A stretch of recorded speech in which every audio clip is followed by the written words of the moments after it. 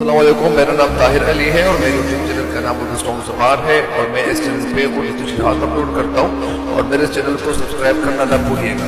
بسم اللہ الرحمن الرحیم۔ السلام علیکم دوستوں، امید ہے آپ لوگ ٹھیک ہوں گے اور آپ لوگوں کی زندگی خوشیوں کے ساتھ گزری ہوگی۔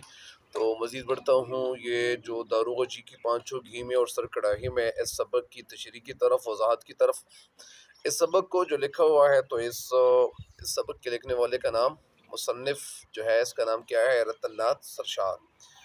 داروغ جی کی پانچوں گھی میں اور سر کڑاہی میں، یہ بڑا انٹرسٹنگ سبق ہے اور انسان کو بوریت سے بچانے کی کوشش بھی ہے۔ زیادہ تر باتیں ایسی بھی ہوتی ہیں کہ یہ ناول کب لکھا گیا تھا اور یہ جو یہاں پہ جو دیا گیا ہے، بہرحال اس کے پلاٹ کے حوالے سے لوگوں کی کئی رائے ہیں۔ بہرحال تو یہاں سے ایک آغاز کرتا ہوں کہ اس سبق کی جو تشریح ہے، انشاءاللہ آپ کے ذہن میں اس سبق کے الفاظ معنی جتنے بھی ہیں، جو مشکل ہے، جو نئے الفاظ کے معنی ہیں، وہ بھی آپ کے ذہن میں انشاءاللہ اور کے ساتھ ساتھ بیٹھتے جائیں گے۔ اجی داروغ جی کی پانچوں گھی میں اور سر کڑاہی میں، اس متن کی عبارت رتن ناتھ سرشار کے ناول فسانہ زاد سے انتخاب ہے، مطلب کہ نہیں وہاں سے لیا گیا ہے، منتخب وہاں سے کیا گیا ہے۔ فسانہ زاد میں فنی لحاظ سے ناول کے خد و خال ملتے ہیں۔ ناول کے خد و خال یعنی نشانات۔ اس کا پلاٹ ڈھیلا ڈھالا ہے، پلاٹ اس کا جو ہے وہ اصل میں ڈھیلا ڈھالا ہے، مطلب یعنی کمزور ہے۔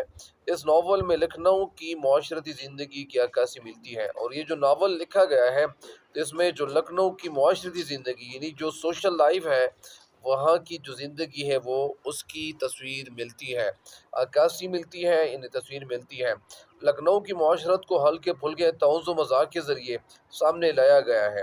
لکھنؤ کا جو انداز ہے، زندگی گزارنے کا جو انداز تھا، تو طنز و مزاح، طنز اور مزاح یہ الگ الگ یعنی چیپٹر ہے اور یہ الگ الگ اس کے معنی ہے، لیکن یہاں پہ یہ ایک ہے، یہاں کے درمیان میں صرف اور صرف یعنی کیا دیا جاتا ہے؟ طنز و مزاح۔ طنز کا مطلب کیا ہے؟ طنز اگر کسی کے سامنے، اگر آپ ایسی انداز سے ان کے سامنے بات کریں گے، تو اس بات کو ان پہ تھوڑی سی وہ بات ناگوار گزرتی ہے، لیکن مزاح ایسی بات ہوتی ہے جس میں انسان کو وہ بات ناگوار بھی نہیں گزرتی، بری بھی نہیں گزرتی، لیکن ان کو پتہ بھی چل جاتا ہے کہ ذریعے سامنے لایا گیا ہے، جس سے قاری کی دلچسپی میں اضافہ ہوتا ہے۔ قاری کی جو دلچسپی ہے، قاری کا مطلب یہاں پہ وہ قرآن پاک کو پڑھنے والا مراد نہیں ہے، یہاں پہ قاری سے مراد مطلب کیا ہے؟ یعنی کتاب پڑھنے والا۔ والیان اودھ کی شاہ خرچیاں، شاہ خرچیاں مطلب یعنی فضول خرچیاں، مالی معاملات، معاملہ لین دین، مالی یعنی مالی معاملہ اور کاروباری سلطنت سے غفلت کی سچی اور کھری تصویر پیش کی گئی ہے۔ کھری تصویر مطلب یعنی سچی جو تصویر ہے، یہ پیش کی گئی ہے۔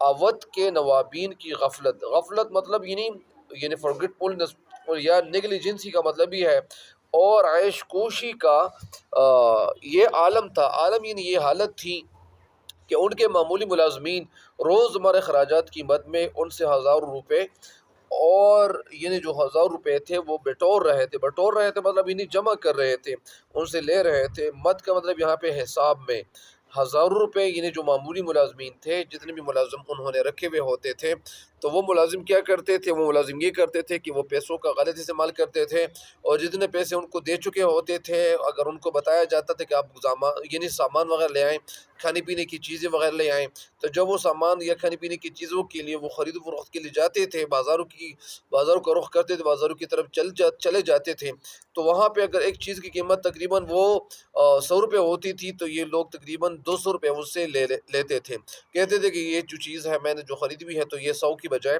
میں نے 200 پہ یہ چیز خریدی ہوئی ہے۔ بہرحال یہی ایک خرچیہ، شاہ خرچیہ وغیرہ کا ایک معمول بن چکا تھا، اور جتنے جو ملازمین تھے، ایک بات تو یہ بھی آپ کے سامنے رکھ دوں کہ کبھی کبھار، کبھی زیادہ تر ایسے ہی ہوتا ہے کہ جب پیسے غلط اس طریقے سے یعنی کمائے جاتے ہیں، ان کا طریقہ جو وہ غلط ہوتا ہے، یا اگر پیسے وہ صحیح طریقے سے کمائے گئے ہوں، لیکن اگر ان پیسوں کو اگر وہ غلط جگہ، تھوڑی سی غلط جگہ پہ اگر وہ پیسے استعمال کیے جائیں، تو ظاہری بات ہے کہ ان پیسوں سے برکت چلی جاتی ہے، اور ان کے جو بچے ہوتے ہیں ان پیسوں کا غلط استعمال کرتے ہیں۔ لہٰذا بہت ساری جگہ ایسی دیکھی گئی ہے کہ وہاں پہ وہ جو بچے ہوتے ہیں وہ ان پیسوں کا غلط استعمال کرتے ہیں، ان پیسوں کا غلط استعمال کرنے کی وجہ سے ان پیسوں سے جتنی بھی برکت ہوتی ہے وہ چلی جاتی ہیں، وہ غائب ہو جاتی ہے۔ لہٰذا پیسوں کا صحیح استعمال کرنا چاہیے۔ اگر یہ بات میرے جو اسٹوڈنٹس ہیں وہ بھی سن رہے ہیں، تو ان کو بھی یہ کہنا چاہیے کہ وہ پیسوں کا صحیح استعمال کریں۔ ظاہری بات ہے کہ یہ پیسے بھی اللہ تعالیٰ کی طرف سے ایک نعمت ہی ہے، اور ایک امتحان کے طور پر اللہ تعالیٰ نے انسانوں کو پیسے دیے ہوئے ہوتے ہیں، نعمتوں سے اللہ تعالیٰ نے نوازا ہوا ہوتا ہے۔ لہٰذا ہر انسان کو یہی سوچ ہونی چاہیے، اپنی ذہنی سوچ کو اس لیول تک پہنچانا چاہیے کہ یہ جو پیسے مجھے بھی ملے ہوئے ہیں، جو بھی چیزیں اللہ تعالیٰ کی طرف سے مجھے عطا کردہ ہے، ان کا مجھے صحیح طریقے سے لحاظ رکھنا چاہیے، تاکہ وہ ظاہری بات ہے کہ اللہ تعالیٰ بھی اپنے کلام میں فرماتا ہے کہ اگر آپ نے پیسوں کا حسین استعمال کیا، جو رزق اللہ تعالیٰ کی طرف سے آپ کو مل رہا ہے، اگر ان کا آپ نے شکر ادا کیا، شکر ادا کرنا مطلب انہیں قدر کرنا۔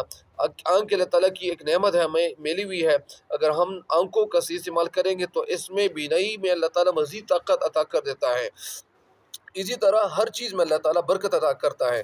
لہٰذا اسی وجہ سے بہت سارے لوگ ایسے ہوتے تھے کہ اس وقت عشق کوشی کا ایک عالم تھا، ہر انسان جو تھا وہ لگا ہوا تھا اور وہ پیسے کماتا جاتا تھا، لیکن ان کا بہرحال میں آپ کو اور کیا بتا دوں، تو اسی وجہ سے ان کے جو پیسے تھے تو وہ 1000 روپے ان سے یعنی لوگ استعمال کرتے تھے، چاہے وہ داروغہ جی ہوں یا بزاز یا خوجی۔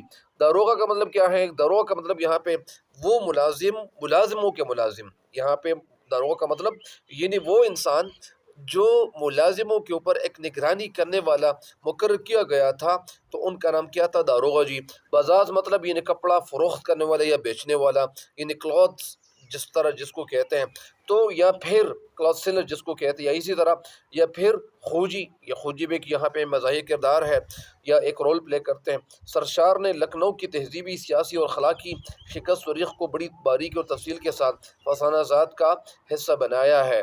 سرشار نے لکھنؤ کی تہذیب کا مطلب یعنی سویلائزیشن، جو کلچر تھا وہاں کا، سیاسی اور اخلاقی شکست و ریخ یعنی اتار چڑھاؤ، یعنی بربادی و ناکامی جس کو کہتے ہیں، بڑی باریکی مطلب یعنی بڑے نازکی سے اور تفصیل کے ساتھ انہوں نے فسانہ زاد کا حصہ بنایا ہے۔ زیر نظر اقتباس میں بھی لکھنؤ کے عہد میں نوابان کے طرز زندگی میاں آزاد اور خوجی کے رد عمل کو پیش کیا گیا ہے۔ زیر نظر جو اقتباس دیا گیا ہے، تو اس اقتباس میں بھی لکھنؤ کے عہد میں جو کچھ ہو رہا تھا، عہد اگر یہ عین کے نیچے زیر آ جائے تو اس عہد کے معنی زمانہ ہے یا وقت ہے۔ زمانہ کی جمع پھر کیا ہے؟ زمانہ کی جمع پھر ازمنہ بھی ہے، زمانے بھی ہے، زمانوں بھی ہے، اور وقت کی جمع اوقات ہے۔ بہرحال لکھنؤ کے عہد میں اگر یہ عین کے اوپر زبر آ جائے تو عہد کے معنی کمٹمنٹ یا وعدہ، قول، قرار۔ نوابان کے یعنی کہ لکھنؤ کے عہد میں نوابان کے طرز زندگی، نواب کی جمع جو نوابین تھے، مطلب یعنی جو امیر لوگ تھے، ان کی طرز زندگی یعنی لائف سٹائل، یعنی زندگی گزارنے کی طرز، اور میاں آزاد اور خوجی کے رد عمل کو پیش کیا گیا۔ رد عمل یعنی ایکشن ریئیکشن جس کو کہتے ہیں۔ یہاں سے ایک آغاز کرتا ہوں کہ نواب داروغہ جی، اس حلوئی کا حساب کر دو اور اس کو سمجھا دو کہ اگر خراب یا سڑی ہوئی باسی مٹھائی بھی بھیجی تو اس سرکار سے نکال دیا جائے گا۔ یعنی یہاں پہ آغاز کیا جاتا ہے، اور یہ آغاز کون کرتا ہے؟ یعنی نواب سے ایک آغاز کیا جاتا ہے، اور آغاز یہ کیا جاتا ہے اور یہ بتایا جاتا ہے کہ داروغہ جی اس حلوئی کا حساب کر دو مطلب یہ جتنے پیسے ان کے بنتے ہیں ان کو دے دو، اور اس کو سمجھا دو کہ اگر خراب یا سڑی ہوئی مطلب یعنی پرانی یا بسیدہ یا پرانی جو مٹھائی وغیرہ ہوتی ہے، باسی مٹھائی مطلب یعنی جو پرانی ہو چکی ہوتی ہے، اگر یہ بھیجی یا اگر وہ یہاں پہ لے آئیں تو اس سرکار سے نکال دیا جائے گا۔ یعنی اس سرکار مطلب یعنی ان کو اس کھاتے سے نکال دیا جائے گا۔ پرسوں برفی خراب بھیجی تھی۔ برفی یعنی ایک قسم کی سفید مٹھائی ہوتی ہے، اسے برفی کہتے ہیں۔ گھر میں شکایت کرتی تھی، مطلب یعنی ظاہری بات ہے کہ جب مٹھائی خراب تھی تو ظاہر بات ہے کہ وہ شکایت کا موقع تو مل ہی جاتا ہے۔ داروغہ سنتے ہو جیو شیو الدین، یعنی داروغہ کہتے ہیں کہ سنتے ہو جیو یعنی جی شیو الدین، یہ ان کا نام تھا۔ دیکھو سرکار کیا فرماتے ہیں، یعنی سرکار مطلب یہاں پہ نواب کی طرف اشارہ ہے۔ خبردار جو گلی سڑی مٹھائی بھیجی، خبردار یعنی یہ کون خبردار کر رہا ہے؟ داروغہ ان کو خبردار کر رہا ہے۔ جو مٹھائی والے تھا، مٹھائی والے کا نام کیا تھا؟ یعنی جی شیو الدین ان کا نام تھا۔ جو گلی سڑی مطلب یعنی پرانی مٹھائی بھیجی تو تم جانو گے، پھر تم جانو گے اب تم نے خرابی پر کمر باندھی ہے۔ کمر باندھی مطلب یعنی دھوکہ بازی دینا، یعنی تم نے یعنی دھوکہ دینے کا یعنی یہ تہیہ کیا ہوا، ارادہ کیا ہوا ہے۔ کھڑے نکال دیا جاؤ گے۔ کھڑے مطلب یعنی یہاں سے کھڑے نکال دیے جاؤ گے۔ اس کا ایک بات تو یہ بھی اس سے مترشح ہوتی ہیں یا نکل آتی ہیں یا یعنی پتہ چلتا ہے، اس بات کا بھی پتہ چلتا ہے کہ ہاں بس کہہ دیا ہے تم سے تمہارے بھائی بند سینکڑوں در چوم کی مٹھائی دیں گے مگر تم راندی ہی جاؤ گے۔ مطلب اس کا یہ ہے کہ تمہارے بھائی جتنے بھی ہیں وہ سینکڑوں در چوم کے مٹھائی دیں گے۔ در چومنا مطلب نہیں، سینکڑوں گھروں پہ ان کی حاضری ہو چکی ہوتی ہے، سینکڑوں جگہوں پہ وہ جا چکے ہوتے ہیں، مگر تم راندی ہی نکل جاؤ گے۔ راندے کا مطلب نہیں دھتکارے جاؤ گے، یہاں سے یعنی نکال دیے جاؤ گے۔ تو یہ تو یہاں تک تھوڑی بہت تشریح تو ہو گئی انشاءاللہ۔ آئندہ بھی انشاءاللہ یہ ویڈیو اپلوڈ کرتا جاؤں گا، تب تک مجھے دے جائے اجازت۔ اللہ نگہبان۔